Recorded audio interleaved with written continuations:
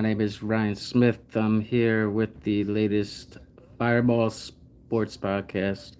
We're talking Yankees today. I'm going to update you on the first inning. Yankees are currently pitching with two outs, runners on the corners.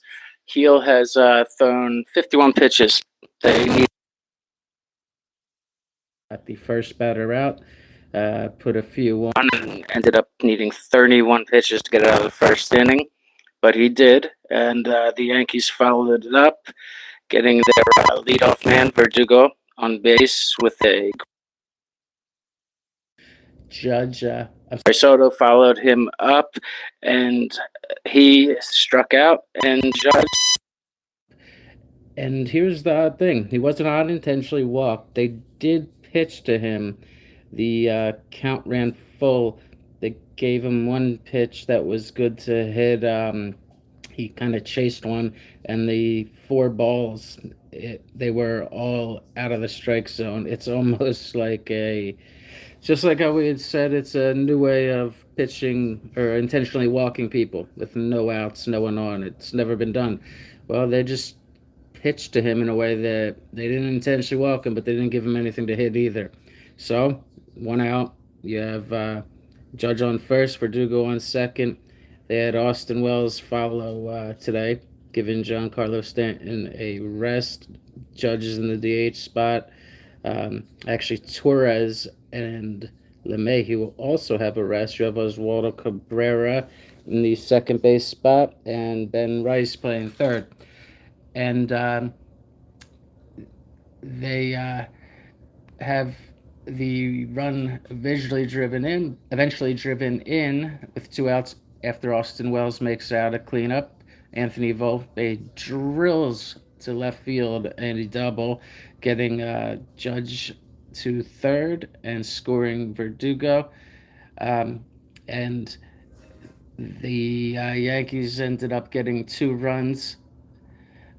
Wells drove in Verdugo. Volpe's double drove in Judge.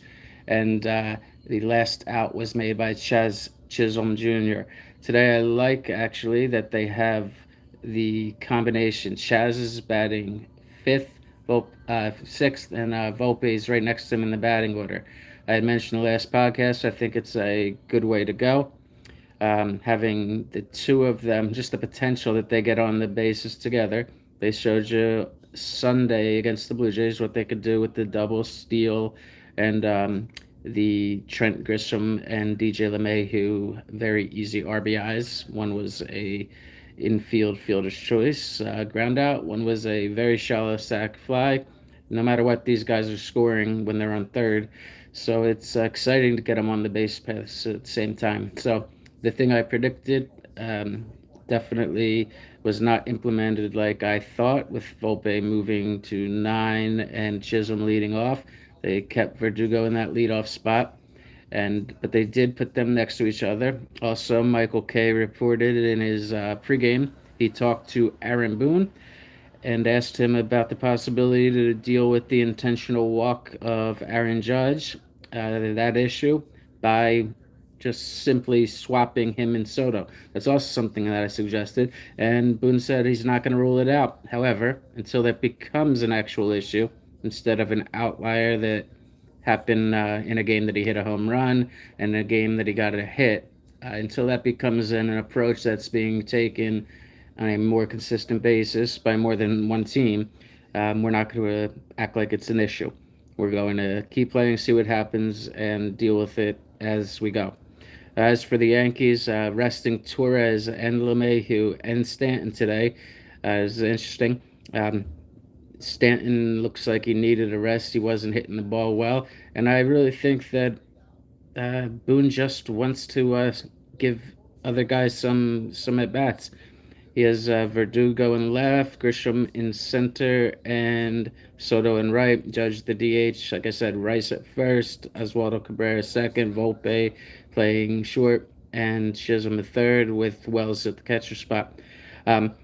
So your bench has Stanton, LeMahieu, and Torres on it, as well as a backup catcher. So you have four solid bats on the bench. They're up 2-0 now, and Leading off the bottom of the second here is Ben Rice, who is in the seventh hole today. That's right, because Chisholm made last out at sixth. And let's see, I will.